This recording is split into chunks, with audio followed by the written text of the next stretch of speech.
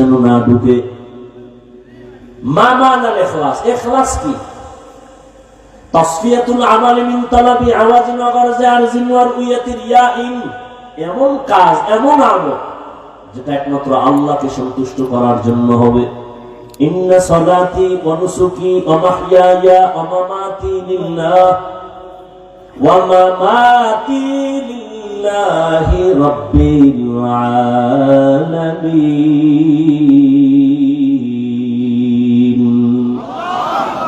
রঙ্গে তাকওয়া রঙ্গে সিদক রঙ্গে দিতা আবদ বাকি বুদ বরাবদি। ওই ভুলে গেছেন মনে হয় না? মাথার মধ্যে কি লাগানো? বড় না লাগাইস, পানি পায় না, চামড়ার মোজার সাথে ওড়নার একটা অংশ দিয়া বেঁধে পানি পাইয়া কুকুরের পান করাইয়া দিল। জাহান্নামী গুনাহগার নারী। কুকুরের পানিটা পান করানো মাত্র রহমতের নবী সাহাবাদেরকে শুনাইতেছে, ও সাহাবায়ে কেরাম, গায়বী একটা আওয়াজ, অদৃশ্যের একটা আওয়াজ আসছে, ও নারী, এই শুধু এতটুকু আমলের বরকতে তোমার জীবনের সব গুনাহগুলো মাফ। এর নাম ইখলাস। ব্যবসা করবো আল্লাহর জন্য, চাকরি করে আল্লাহর জন্য, বয়ান করবো আল্লাহর সন্তুষ্টির জন্য, বয়ান শুনবো আল্লাহর সন্তুষ্টির জন্য, প্রত্যেকটা কাজ আমার আল্লাহকে রাজি খুশি করার জন্য। এর নাম ইখলাস। খালিসান লিওয়াজহিল্লাহি তাআলা। আর একটা সতর্ক, শিরিক যেন না ঢুকে। শিরিক কি? এই কাজ আল্লাহ পাবে, ওই কাজ আর একজনকে দেওয়ার নাম শিরিক। ইবাদত পাবে কে? সিজদা পাবে কে? এটা আর একজনকে দেওয়ার নাম হলো শিরিক। আল্লাহর ক্ষমতা আর একজনের মধ্যে আছে মনে করার নাম শিরিক। আল্লাহর মতো আরো কেউ আছে মনে করার নাম শিরিক। আল্লাহর বিশেষ কিছু গুণ আছে, এই গুণটার কারো মধ্যে নাই, যদি কেউ মনে করে হ্যাঁ আছে, মনে করার নাম শিরিক। যে মনে করে তার নাম মুশরিক। আল্লাহ বলেন সব গুনাহ চাইলেই মাফ দিব, শিরিকের গুনাহ চাইলেই ক্ষমা দিব না।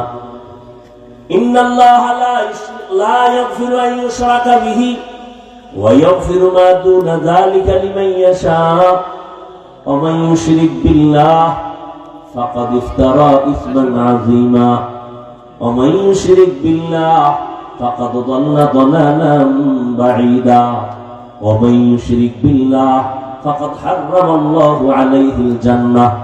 আল্লাহ স্পষ্ট বলেন, যারা শিরিক করবে এদের জন্য জান্নাত হারাম। অন্য আয়াতে আল্লাহ বলেন, ফালা নুকিমু লাহুম ইয়াওমাল কিয়ামাতি ওয়াজনা। শিরিক যুক্ত আমল আল্লাহ ওজনের মিজানের পাল্লায় উঠাবেন না। শিরিক প্রথমত দুই প্রকার। এই উঠেন না, মোনাজাত দিবে এখনই, কাছাকাছি গুছাই নিয়ে আসে। আলোচনা করলে তো সারা রাত।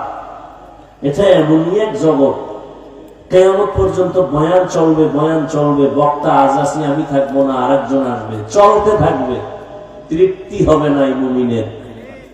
আল্লাহ নিজে কিয়ামতের দিন সব জান্নাতীদের এক জায়গায় বসাইয়া আমার নবীর মাধ্যমে তেলাওয়াত শুনাই, আল্লাহ নিজে তেলাওয়াত শুনাইয়া তৃপ্তি দিবেন।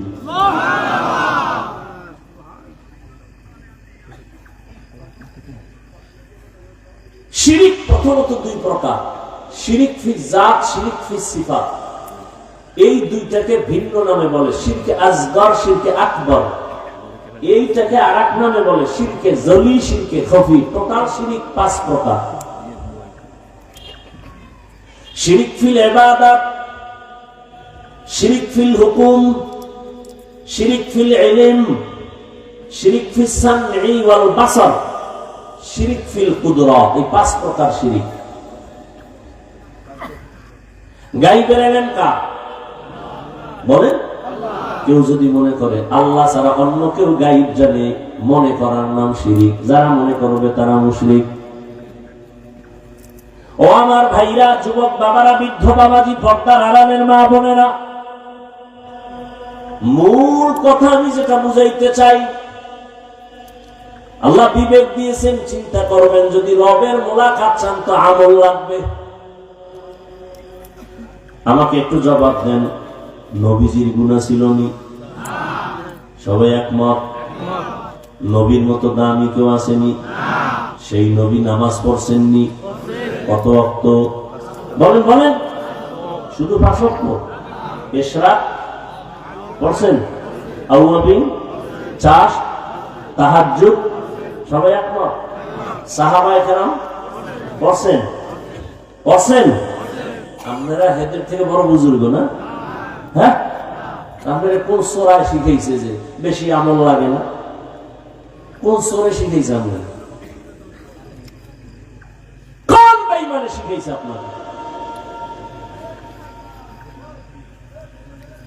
বরং আপনারা জানেন কিয়ামতের ময়দানে, আপনারা না হাদিস শুনেন, সবাই হাদিস নিয়ে গবেষণা করেন, কিয়ামতের ময়দানে ফরজ ইবাদতের ঘাটতি পূরণ হবে নফলের দ্বারা।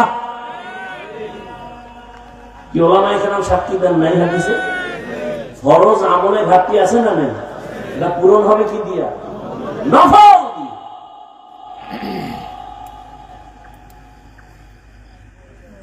অথচ আপনি আমলের লাইনেই নাই। রহমতের নবীর আমলের বয়ান যদি করতে থাকি রাত পার হয়ে যাবে, এত পরিমাণ আমল করছেন রহমতের নবী আমার।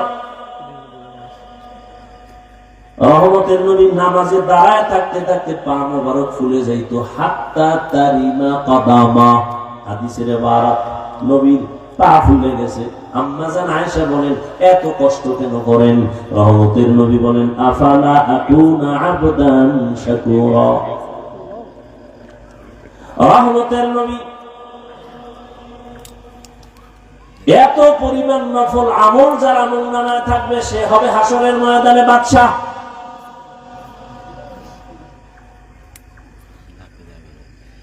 আপনি যে 5 ওয়াক্ত নামাজ পড়েন, এটা আপনার ক্রেডিট না। যদি মনে করেন এটা আপনি বহুত ধোকায় আছেন। আপনি সরকারের চাকরি করেন বা বেসরকারি চাকরি করেন, বেয়াদবি ক্ষমা চাই, একটু বলেন তো ডিউটি কয় ঘন্টা? 8 ঘন্টা। বলেন 8 ঘন্টা। 8 ঘন্টার ডিউটির কন্ট্রাক্টে গেছেন, তাই তো? বেতন কত নিম্নে ধরেন, একটা ধরেন, বলেন কত? 20,000। 20,000। আর টেবিলের নিচে তো মুক্তা টুক্তা এমনি আছে, ওগুলো টেনশন নেই। ধরেন 20,000, তাই তো? ডিউটি কয় ঘন্টা? 8 ঘন্টা। তাহলে আপনি 8 ঘন্টা ডিউটি করে 20,000 টাকা মাসে বেতন নেন। তাহলে 8 ঘন্টা ডিউটি করার বিনিময়ে কত পাইতেছেন? 20,000। এটা কি মালিকের যে আপনি 8 ঘন্টা ডিউটি করে 20,000 নেন, এটা কোনো ক্রেডিট আপনার? আপনি যদি 8 ঘন্টার পরে 20,000 বেতন ঠিক, কিন্তু ওভার কিছু টাইম আপনি মালিককে দেন, এটা আপনার ক্রেডিট। কথা ঠিক? 5 ওয়াক্ত নামাজ আপনার দায়িত্ব করতেই হবে, না হয় আপনি মুসলমান হতে পারবেন না। এটা আপনার দায়িত্ব করতেই হবে, এটা ক্রেডিট না। 5 ওয়াক্ত ছাড়া যদি আপনি ওভার ডিউটি করেন, ইশরাক, আউয়াবিন, চাষ, তাহাজ্জুদ, এটা আপনার ক্রেডিট। আপনি শুধু রোজা রাখছেন রমাজানে, এটা আপনার ক্রেডিট না, এটা তো আপনার দায়িত্ব। মালিকের সাথে কন্ট্রাক্ট, না থাকে আপনার ঈমান থাকবে না। কিন্তু যদি আপনি রোজার মাস ছাড়া সোমবার বৃহস্পতিবারের রোজা রাখেন, আরাফার রোজা রাখেন, শাওয়ালের রোজা রাখেন, আশুরার রোজা রাখেন, এটা আপনার ক্রেডিট। মানে অহংকার করার ক্রেডিট না, মালিকের সাথে মহব্বতের ক্রেডিট। মাওলায় বুঝদান করুক, আর কিছু না। আমাকে সবকিছু জানা আছে, শুধু বুঝের সমস্যা। বুঝেন না? এখানে যারা সবাই মুসলমান, আপনার আল্লাহ আমার আল্লাহ দুইজন না? আপনাদের নবী আমার নবী, আপনাদের কোরআন আমার কোরআন, আপনাদের কালেমা আমার কালেমা, আপনাদের ধর্ম আমার ধর্ম, আপনাদের কাবা আমার কাবা। দুনিয়াতে আপনি আমি আসি সিস্টেম না? এলাকার মানুষ লঙ্গি ভরে আছে। বিদায় বেলা কাফনের সংখ্যা আপনারও 3টা, আমারও। মহিলাদের 5টা, কালার আলাদা। কি কাফনের কালার হুজুরগোনা একরকম, আপনাদের তার একরকম না? সব এক? কি কালার? কি কপাল এত ঘুরছে এই জাতির যে কালার লইয়াও খুলে দিল। কে কালো ভরলো, কে সাদা ভরলো, কে সবুজ, কালার লইয়াও খুলে দিল। কবরের সাইজ বলেন না? আপনাদেরটা একটু বড়।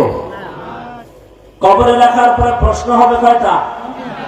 আলাদা আলাদা? সব এক? রবের পরিচয় দাও, ধর্মের পরিচয় দাও, রাহমাতুল লিল আলামিনের পরিচয় দাও। ও আমার কলিজার যুবক বাবারা, তোমার আমার আল্লাহ এক, নবী এক, কোরআন এক, কাবা এক, ধর্ম এক, কালেমা এক, দুনিয়াতে আসছি এক, কাফনের কালার এক, সংখ্যা এক, কবর সমান এক, প্রশ্ন কবরে তিনটা এক। অথচ তুমি মুসলমান, আমি মুসলমান।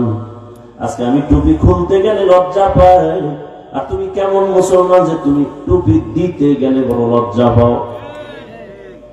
তোমার টুপি দেওয়ার জন্য আমাকে বয়ান দেওয়া লাগে, তুমি কত ভিআইপি মুসলমান।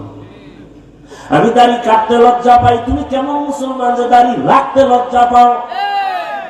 আমি নামাজ না পড়লে লজ্জা, তুমি নামাজ পড়তে গেলে লজ্জা। আমি মসজিদে না ঢুকলে লজ্জা, তোমার ঢুকতে গেলে লজ্জা। আমি পর্দা না করলে লজ্জা পাই, তুমি পর্দা করতে গেলে লজ্জা পাও। তোমার আমার আল্লাহ এক, নবী এক, সব এক, অথচ তোমার বয়ান করা লাগে পাও ধরে। আমি একা? হাজার হাজার আলেমের বয়ান, তাবলীগের বয়ান, পীর মাশায়েখের বয়ান, জুমার খতিবের বয়ান, এরপরও ফলাফল জিরো। আফসোস, এই বয়ানগুলো যদি তোমার পিছনে না কইরা হিন্দু পাড়ায় যাইতাম, খ্রিস্টানের মিশনারিতে যাইতাম, ওরা সবগুলো 6 মাসের বয়ানে মদিনার পাগল হয়ে যেত। কিন্তু তুমি মুসলমানের মুসলমানি ঠিক করতে পারলাম না। পাও ধীরে ধীরে বুঝাই, রাগ করে বুঝাই না। দুই একটা কথা একটু গরম ভাবে বের হয়ে গেছে, বারবার বলি ভাইজান মাফ করে দেন, ভুল হইলে ক্ষমা চাই, মাওলার কাছে মোনাজাতে ক্ষমা চাই। এত বিনয়ের সাথে বয়ান করে বুঝাই, এরপরে দেখা যায় নামাজ পড়িয়াও সুদের ব্যবসা ছাড়ো না রে বাবা।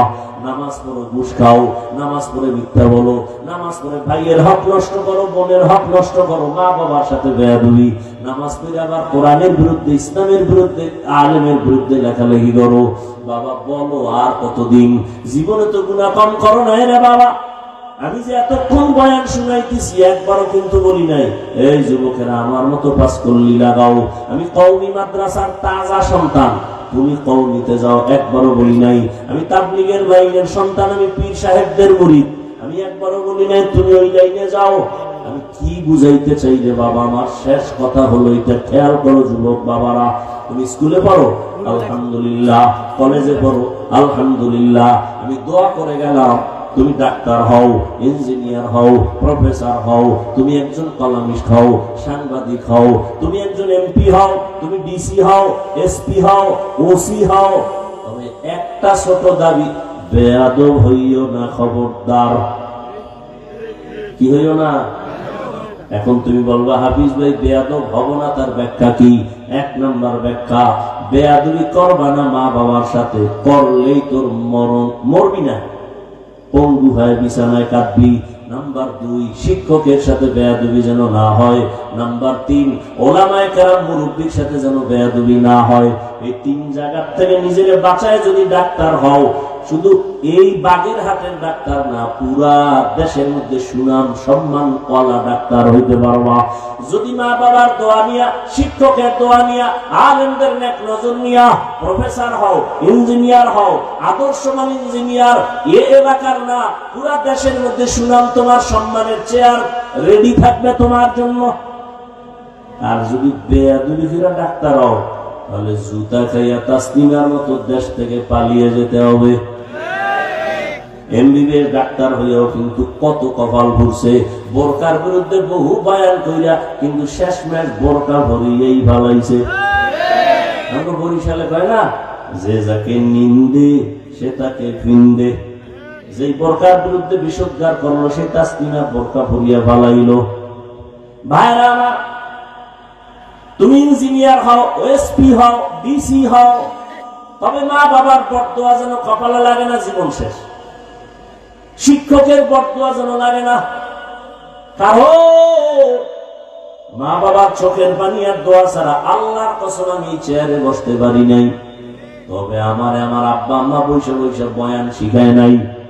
আমার আব্বা আম্মা দোয়া করছেন কিন্তু বয়ান শিখাইছেন আমার ওস্তাদ শিক্ষক। কথা ঠিক নেই? আমি দস্তখত দিতে পারতাম না, শিখাইছেন কে? আমার শিক্ষক। অতএব যারা শিক্ষকের সাথে বেয়াদবি করবে ওরা লেখাপড়ার জগৎ থেকে হারিয়ে যাবে। রাস্তায় বহু পাগল দেখি মাঝে মাঝে, ল্যাংটা পাগল কিন্তু ইংলিশে কথা কয়। আরে পাগলে একেবারে ইংরেজি শিখলো নাকি? না না, খুঁজে দেখলাম ভালো ছাত্র ছিল, বেয়াদবি করার কারণে পাগল হয়ে গেছে। ও আমার যুবক বাবারা, মা বাবার দোয়া নিয়ে চলো, শিক্ষকের দোয়া নিয়ে চলো, ওলামায়ে কেরামের নেক নজর দিয়ে চলো। এবার মনে মনে বলবা, হাফিজ ভাই এটা কেমনে সম্ভব? এবার ডানে বামে একটু গভীর ভাবে নজর করো, খেয়াল করো, দেখো জীবনে কোনোদিন মাদ্রাসায় যায় না, আলিফ বাতা পড়ে নাই এমন যুবক, জেনারেল লাইনের যুবক, স্কুল কলেজে পড়িয়াও 5 বেলার নামাজি দাড়িওয়ালা, মিথ্যা বলবা না, সত্য বলবা, আসেনি? অশেষ। তোর কপালে হেদায়েত থাকলে ভাবি, নাইলে আবু জাহেল হয়ে যাবে। এতটুকু জবাব দিবি বিবেক দিয়া। তোমার মতো যুবক যদি জেনারেল লাইনে থাইকা স্কুল কলেজে পড়ে নামাজ পড়ে, তুমি পারো না কেন? বাস শেষ, এখানে অশেষ, তোমার কপাল ফিরে গেছে। তোমার মতো যুবক যদি র্যাব, আর্মি, পুলিশ, বিডিআর এর চাকরি করে 5 ওয়াক্ত নামাজ পড়ে নাই, বলো বাবা তুমি কেন পারো না? আমি তো বলি না তুমি আমার মতো হুজুর হও, কোনো দরকার নেই। দেশে হুজুর এত বেশি, তোমার হুজুর হওয়ার দরকারই নাই। তোমার মতো যুবক নদীর মধ্যে মাছ ধরে, নামাজ পড়ে, তুমি কেন পারো না? রাস্তায় গাড়ি চালায় ড্রাইভার যুবক, নামাজ ছাড়ে না, বলো তুমি কেন পারো না? তোমার মতো যুবক ওসি, ডিসি, এসপি, উকিল, ব্যারিস্টার, 5 ওয়াক্ত নামাজি, তুমি কেন পারো না? তোমার মতো যুবক দেখো ময়দানে কৃষি কাজ করিও নামাজ পড়ে, নামাজ ছাড়ে না, বলো তুমি কেন পারো না? মনে হয় মা বাবার পর দোয়া লাগছে, গুনার কারণে আল্লাহ বুঝি বেজার হয়ে গেছে। না হয় মোনাজাতে অনেকে কাঁদে, তোমার চোখে পানি আসে না কেন? কারণ কি? তোমার মধ্যে আল্লাহর ভয় নাই, তোমার মধ্যে আখিরাতের চিন্তা নাই। তুমি যে মরে যাওয়া খবরই নেই, তোমার চিন্তাই নেই যে তুমি মরে যাও। অথচ মরণের অস্ত্র লয়ে ঘুরতেছো অল টাইম, কখন জানি মরে যাও। খালি বলবে বুকে ব্যথা, রে ধর খাওয়ার টাইম মনে নেই কেন? বলে গজবের মোবাইল হাতে নিয়ে বাঁচতে চাই যুবক বেশি দিন, কিন্তু গজবের মোবাইল নিয়ে দ্রুত মরার অস্ত্র নিয়ে ঘুরে। মোবাইল তোমাকে দ্রুত মেরে ফেলবে, অকাল মরণ। খানা গ্রামে অকাল মরণ, এই মোবাইল ওয়ালাদের অকাল মরণ হবে, অকাল। কিডনি শেষ, খবর নেই। এই গাঁজা খাইয়া বলছি মনে করিস না রে, যুবকদেরকে বলছি। বাসায় যে গুগলে সার্চ দিবি, টাচ মোবাইল দেখলে শরীরের অঙ্গ প্রত্যঙ্গের কি কি ক্ষতি হয়। কিডনি দুর্বল হচ্ছে, খবর নাই। হার্ট দুর্বল হয়ে যাইতেছে, খবর নাই। চোখের পাওয়ার কমতেছে, খবর নাই। কানের পাওয়ার কমতেছে, খবর নাই। চরিত্র নষ্ট, খবর নাই। লেখাপড়া ধ্বংস হয়ে গেছে, খবর নাই। মায়ের সাথে বেয়াদবি এই মোবাইলের কারণে, বাবার সাথে বেয়াদবি, শিক্ষকের সাথে বেয়াদবি, আলেমের সাথে বেয়াদবি, শুধু একটা মোবাইলের কারণে। যুবক বাবারা বুঝাবার জন্য বলছি, পর্দার আড়ালের আম্মা জানেনা, বোনেরা, এতক্ষণ আপনাদের সন্তানদের যা শুনাইলাম, এগুলো যদি কাজে লাগাইতে চান আম্মা জান, আপনার অনেক দোয়া লাগবে, অনেক চেষ্টা লাগবে। কারণ আপনাদের কারণেই তো এই দুনিয়াতে ভালো ভালো সন্তান আছে। ডিসি সাহেবের ব্যবহার ভালো, খোঁজ নিয়ে দেখবেন তার মা ভালো। ওসি সাহেবের ব্যবহার ভালো, খোঁজ নিয়ে দেখবেন তার মা ভালো। এজন্যই তো আপনাদের সম্মান। আপনারা নবীদের মায়ের মতো মা, সাহাবায়ে কেরামদের মায়ের মতো আপনাদের সম্মান। আপনারা খাদিজা রাদিয়াল্লাহু আনহার মতো নারী, ফাতেমা রাদিয়াল্লাহু আনহার মতো নারী, আয়েশা রাদিয়াল্লাহু আনহার মতোই তো আপনারা নারী। আপনারা তো বড় পীর আব্দুল কাদের জিলানী, খাজা মাইনুদ্দিন চিশতি আজমিরি, শাহজালাল, শাহ পরান খান, জাহান আলী, শাহ আলী, এরা এদের মা ছিল বড় ধন্য, বলার সময় নেই। শুধু একটা কথাই বলি, মঈনুদ্দিন চিশতির মা কেমন মা। মঈনুদ্দিন চিশতি মদিনা থেকে আসছেন ভারতে কালেমার দাওয়াত দেওয়ার জন্য। লক্ষ লক্ষ বিধর্মী যখন কালেমা পড়ছে খুব খুশি। মা কয়ে, মঈনুদ্দিন এত খুশি কেন? কয় মা, আমার হাতে বহু বিধর্মী কালেমা পড়ছে, দিনলে খুশি। কয় মা, বলে বাবা, এটা আমার অবদান, তোর কোনো অবদান নাই। মঈনুদ্দিন চিশতি বলে, মা কি অবদান? মঈনুদ্দিনের মা কান্না করে বলে, বাবা তুই আমার গর্ভে যখন আসছো, আমি এক রাত ঘুমাই নাই। আমি আমার মালিকের দরবারে কান্না করে দোয়া করেছি, হে মালিক, আমার গর্ভের সন্তানকে তুমি তোমার ওলি হিসাবে কবুল করে নিও। এই মঈনুদ্দিন শুধু তাই না, তুই যখন দুনিয়াতে আসছ আমি তোকে যতদিন বুকের দুধ পান করাইছি, আল্লাহর কসম এক ফোঁটা দুধও বিনা অজুতে তোর মুখে আমি দেই নাই। এমন সন্তান আল্লাহওয়ালা হবে না কেন? এরে আল্লাহর গোলাম, গাছ যেমন হবে ফল তো তেমনই হবে। মা বাপ ভালো হবে তো সন্তান ভালো, শিক্ষক ভালো হবে তো ছাত্র ভালো, পীর ভালো হবে তো মুরিদ ভালো হবে। ও আল্লাহর বান্দারা, পর্দারা, আম্মা জানেরা, আপনারা জানেন আল্লাহর এক বড় দুশমন দুনিয়াতে ছিল ফেরাউন। নাম জানেন তো সবাই? বলেন তার স্ত্রীর নাম কি? এত বড় বেঈমানের ঘরে থাইকে আসিয়া আল্লাহর এত পেয়ারা হয়ে গেল। রহমতের নবী বলেন কিয়ামতের দিন জান্নাতে আসিয়ার সাথে আমার বিবাহ হবে। ও বাগেরহাটের মা বোনেরা, ও আম্মা জান, এত বড় বেঈমান ফেরাউনের ক্ষমতা, টাকা, সব স্বাধীনতা লাথি মারিয়া জগৎ বিখ্যাত আসিয়া যদি আল্লাহর এত পেয়ারা হয়ে যায়, নবীজি সুসংবাদ দিয়ে গেছেন দুনিয়াতে কিয়ামতের দিন আসিয়ার সাথে রহমতের নবীর বিবাহ হবে।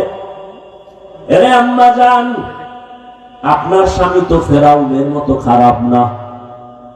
আপনি যদি চিন্তা করতে স্বামীকে লাইনে নিয়ে আসবেন, বেশি সময় লাগতো না রে মা।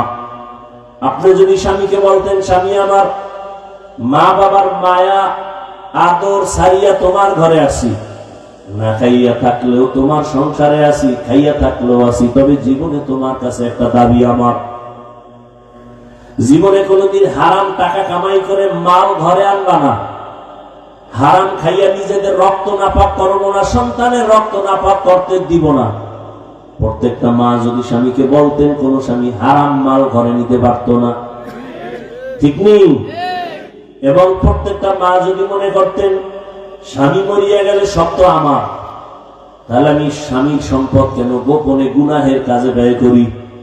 এই যে যুবকরা বাবার টাকা চুরি করে, মায়ের টাকা চুরি করে, বান্ধবীর জন্য আর মোবাইলের জন্য, প্রত্যেকটা যুবক যদি চিন্তা করত আমার বাবায় মরে গেলে বাবার কামাই রুজি তো সব আমার, প্রত্যেকটা সন্তান যদি চিন্তা করত বাবায় মরে গেলে সব সম্পদ তো আমার, আমার জিম্মাদারিতে চলে আসবে, তাহলে আমি কেন সম্পদ নষ্ট করব?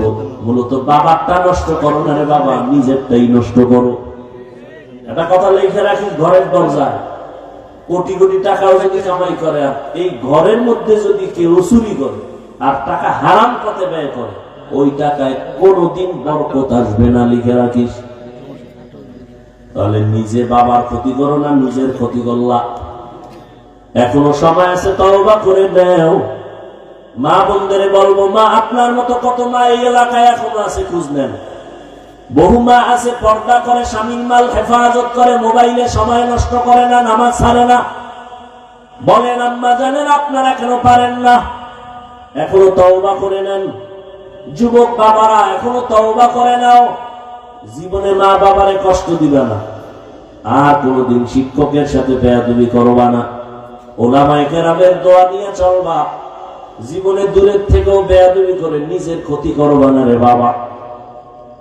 বুট বৃদ্ধ বাবাজিদের বলবো, আপনাদের মতো কত বুড়ারা এখনো মসজিদে গিয়া 5 বেলার নামাজ পড়ে, আপনারা কেন পারবেন না? আল্লাহর কাছে তওবা করেন, একটা নেককার সন্তানের বাবা হইয়া পরিচিত লাভ করিয়া কবরে যান। যুবক বাবারা, তওবা কার কপালে আসবে তা জানা নাই। শুরুতেই কিন্তু বলেছিলাম, কপাল যদি পুড়িয়া যায় নবীর বয়ানও কপাল খুলে না, আর যদি কপাল খুলিয়েই যায় নবীরে জবাই করতে আইসাও কালেমাওয়ালা হয়ে যায়। জানি না এখানে কোন কঠিন অন্তরওয়ালা হাজারো বয়ান শুনবে, তওবা নসিব হবে না। আর একদল আল্লাহর বান্দা ওমরের মতো মেজাজ নিয়ে গুনাহ কথা স্মরণ করে তওবা